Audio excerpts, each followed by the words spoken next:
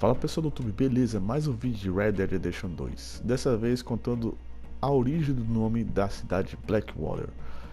Vem de um homem, né? E conta a história, o trajeto dele aí, em como ele levou até esse nome à cidade. Espero que vocês gostem, deixe um like, um gostei, se inscreva no canal e aproveita o vídeo. Welcome one and all to the remarkable example of modern entertainment at its finest. Now, most of you youngins, I'm sure, know about our great national hero and pioneer, Josiah Blackwater. Him that gave the town of Blackwater its nomenclature. You see, only about 100 years ago, weren't nothing here but big old forests, ferocious beasts, surly savages, arid deserts, and unconquered mountains. The West, well, the whole West was untamed. Your mama probably told you bedtime stories about Josiah's many adventures. But I'm gonna tell you a story you ain't likely to have heard about his possum hat. Now, Josiah Blackwater was born in the year of our Lord 1782 in a log cabin just west of Ansburg. He was a special boy. His pa gave him his first rifle when he was 3 years old. Boy, he took to it right away. He exclaimed, "There's a whole mess of critters out there in them woods that aim to eat us, so I'm gonna consume them first." Yes, sir. He really took to killing all manner of things. He was such a keen shot. One morning, he was sorting up some winter turnips for the root cellar when a big old bear and her cubs came in the kitchen hunting for food. It had a mind to eat up all the jams and preserves. Josiah grabbed that bear and wrestled her to the ground and squeezed and squeezed and squeezed. He whooped the tar clean out of that big old critter. Then he tied her up and grabbed them cubs and ground them into sausages while the mama bear watched. That's fine eating. His mom and pa knew right then he was cut out to be the finest wild frontiersman that ever drew breath. But first, they wanted him to get some book learning. After only 3 days of attending school, Josiah beat the living daylights out of the class bully and announced to his daddy that he was tired of ciphering and mathematics on account it's only good for adding up the number of critters or Indians you can kill.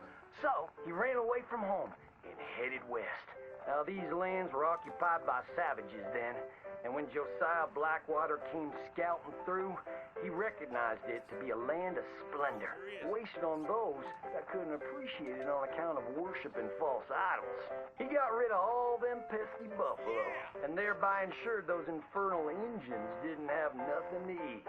Of course, that got them mightily riled up, so he had to slaughter all of them too. Just like his daddy had once done to the Redcoats in 1775. Right about that time, he met an Indian girl he took pity on account of having annihilated her family. She was 12 years old, and so he took her as his wife. She gave him 2 sons before she died of typhus. Now, y'all know that Josiah Blackwater wore a possum for a hat. But most don't know how that came to be. Well, one day, old Josiah was riding a couple of alligators down the Lanahatchee River. Riding, standing up, and shooting eagles right out of the sky when he sees a big old mountain lion about to eat a possum. Josiah grabbed that mountain lion by the tail and wrestled it till it was plumb dead. Well, that possum really took to Josiah. Followed him around like a dog loyal to its master. Yes, they had a lot of adventures together. Now, Josiah never cried a day in his life, but he pert near dead on the day that possum passed, for they were mighty fine friends. So he skinned it and made it into a hat. Back in them days, a possum skin was as good as money, but he never parted with that hat, not even for $10.